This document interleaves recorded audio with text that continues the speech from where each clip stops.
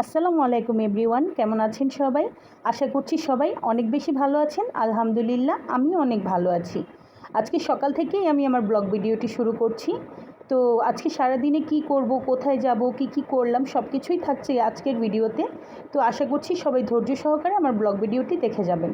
তো সকালে নাস্তার জন্য একটু এখানে খিচুড়ি রান্না করছিলাম, আর মরিচ বাটা করবো, এর জন্য রসুন এবং মরিচটা সেদ্ধ দিয়ে দিয়েছি। আর দুটো ডিম আমি সুন্দর মতো পেঁয়াজ মরিচের সাহায্যে গুলিয়ে নিচ্ছি। আমার বাচ্চারা ডিম দিয়ে খিচুড়িটা খেতে পছন্দ করে, এজন্য ওদের জন্য আমি দুটো ডিম একসাথে গরম তেলের মধ্যে দিয়ে ভেজে নিচ্ছি। আর ঘরে শুটকি শেষ হয়ে গিয়েছিল, এজন্য ভাবলাম মরিচ বাটা দিয়েই খিচুড়িটা খাওয়া যাক। মরিচ বাটা দিয়েও আমার কাছে খিচুড়িটা খেতে খুব ভালো লাগে, তাই আমার জন্য ভর্তাটা বানিয়ে নিচ্ছিলাম। ডিমের চাইতে কেন যেন ভর্তা এবং আচার দিয়েই আমার কাছে খিচুড়িটা খেতে বেশি ভালো লাগে, আমি পছন্দ করি। তারপরও ডিমটাকে আমি 3 পিস করে নিলাম, ভাবছিলাম বাচ্চাদেরকে দিব, আমিও সাথে একটু খেয়ে নেব। তো ডিম ভাজা শেষ করে আমি প্লেটের মধ্যে ডিমটাকে উঠিয়ে নিচ্ছি। তো এর মধ্যে এই ঘর থেকে গানের আওয়াজ আসছে, বুঝতে পারছি যে বাচ্চাটা কিছু একটা করছে। তো লুকিয়ে লুকিয়ে একটু ভিডিও করছিলাম যে ও কী করে একটু দেখার জন্য।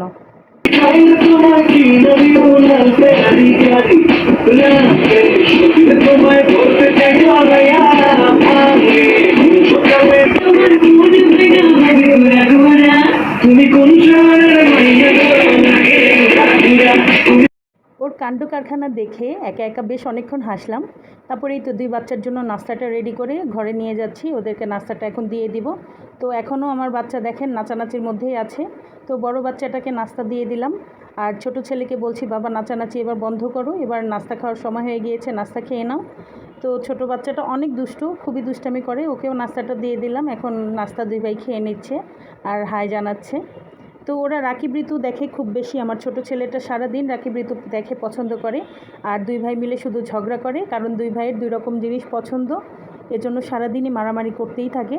তো ওদেরকে নাস্তাটা দেওয়ার পরে আমি নিজেও নাস্তা করতে বসে পড়লাম, মরিচ বাটা দিয়ে আমি নাস্তা করা শুরু করলাম। আলহামদুলিল্লাহ এত বেশি মজা হয়েছে, আমার কাছে ঝাল জিনিস খুব ভালো লাগে খেতে। তো মরিচ বাটা দিয়েই খিচুড়িটা খাওয়া শুরু করে দিয়েছি, সাথে একটু আচার নিয়ে নিলাম, সাথে নিয়ে নিলাম সামান্য একটু ডিম নিয়ে, তারপরে আমি আমার নাস্তাটা খাওয়া শেষ করে নিয়েছি। নাস্তা খাওয়া শেষ করে ঘরের কিছু কাজ আছে, এগুলো করে বাইরে যাব, বাইরে যেয়ে কিছু বাজার নিয়ে আসব। তো এই যে ঘরটাকে একটু মুছে ক্লিন করে নিচ্ছি, ঘরে আরও যা যা বাকি কাজ ছিল সব কিছু শেষ করে নিচ্ছি।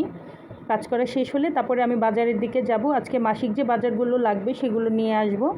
তো এই তো ঘরটাকে ভালো মতো মুছে একদম পরিষ্কার করে নিয়েছি। তারপরে এই তো বাজারে চলে এসেছি, এখান থেকে যা যা সবজি লাগবে আমি সব কিছুই কিনে নিয়েছি।